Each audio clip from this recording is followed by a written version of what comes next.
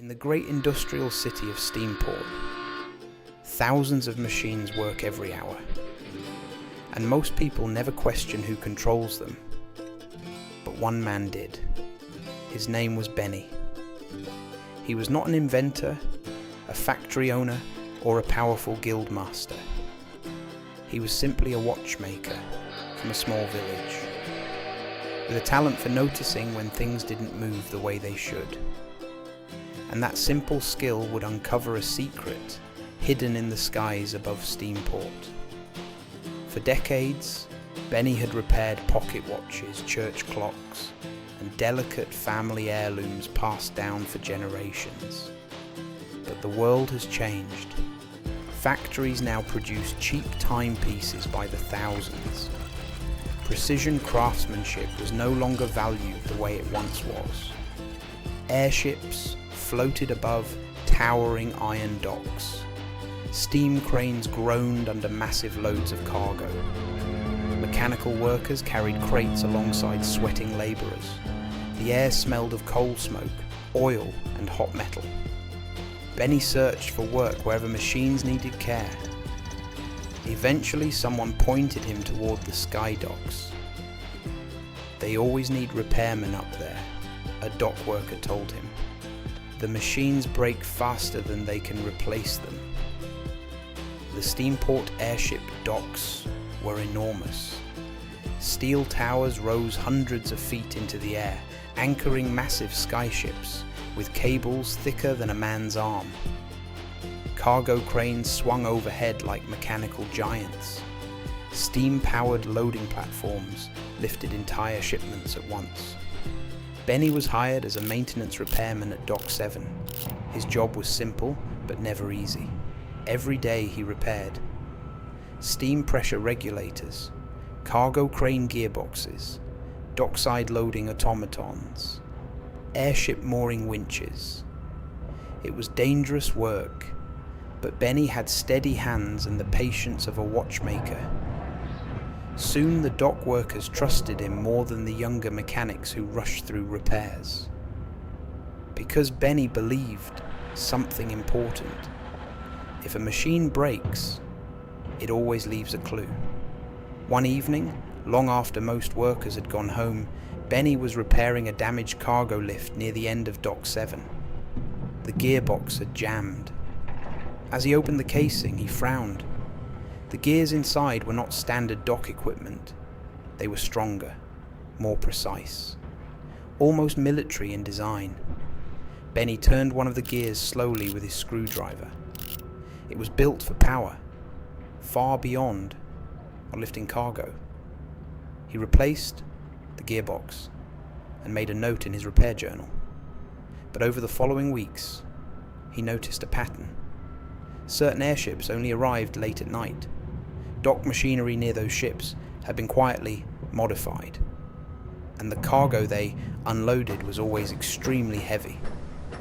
He once asked a supervisor about it. The man simply said, "Repair what you're told to repair, nothing more." That was the first time Benny felt something was wrong. A few nights later, a cargo automaton collapsed while lifting a crate. The machine was one of the standard dock units, large, slow, and built for heavy labour. Benny opened its chest panel to repair the actuator arm. Inside, he froze. The machine had been upgraded. New servo mechanisms had been installed beneath the armour plates. These were not cargo components.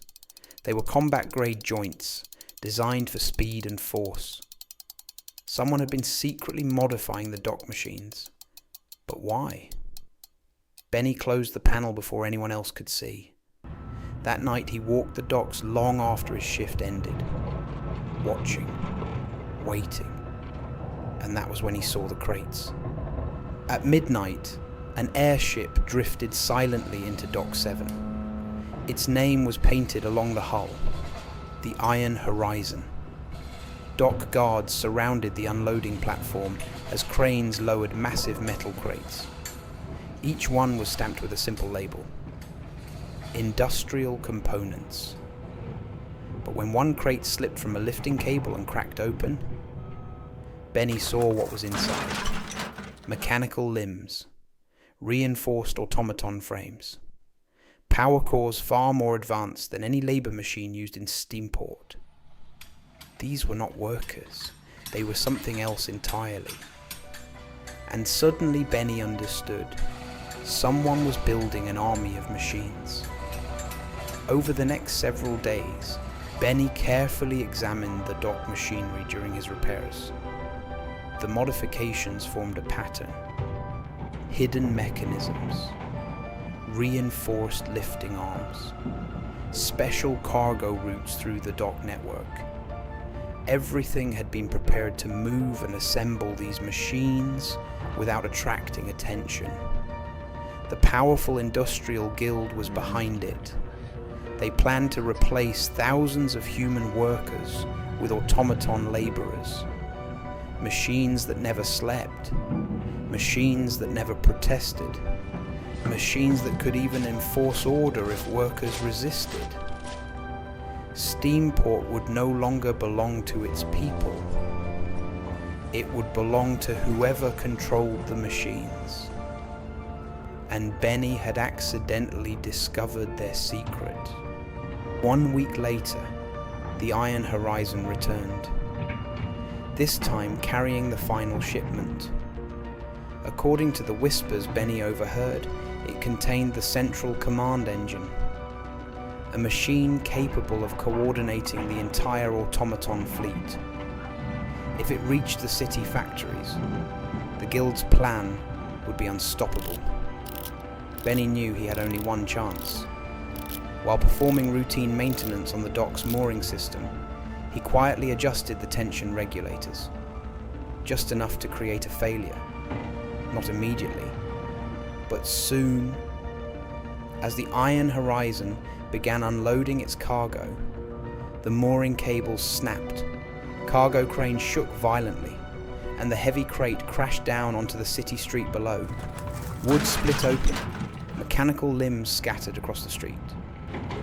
Hundreds of onlookers saw the truth at once. The secret machines of the guild lay exposed beneath the lights of Steamport. Authorities were forced to investigate. The industrial guild denied everything, but the evidence was impossible to hide. The shipment was seized, the machine project was halted, and Benny? He went back to repairing the docks. The workers of Steamport respected him now. Because sometimes it takes more than strength to stop powerful men.